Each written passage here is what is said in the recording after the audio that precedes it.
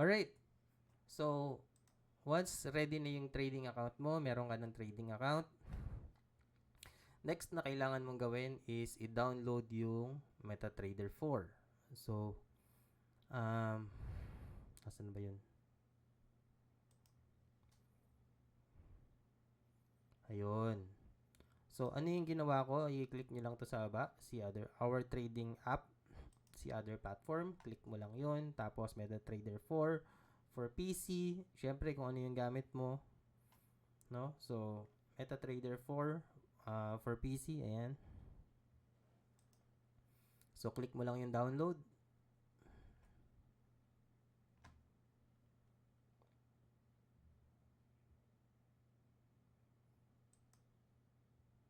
Dinownload ko pa ulit para sa inyo. Pero anyways, hindi na natin kailangan pakita kasi basic na yan. Alam nyo na yan kung paano mag-download at paano mag-install. So, ano na tayo?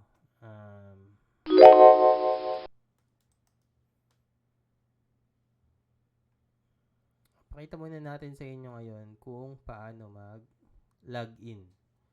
No? So, paano mag-login?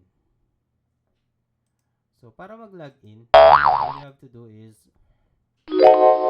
log into trade account. Tapos, you have to select kung ano yung server na pinili mo. So, Robo Forex Pro 4. Ayan.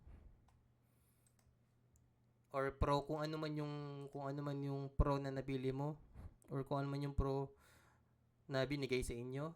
Tapos, yung login, nandun yan, guys. Nandun yan. Dito. So, pili ka lang. Ito yan, no? Yan. Tapos, ilalagin mo siya dito. Tapos, yung password na sinave mo, no? Yung trading account password, ilalagay mo yan. And then, login.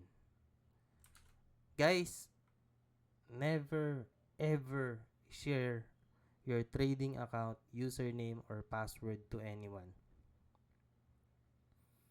Kahit sa akin, huwag niyo ibibigay. Kahit kanino, huwag niyo ibibigay. Kasi kapag nagkaroon ng access sa trading account nyo ng kahit na sino, pwede nilang manakaw yung pera nyo.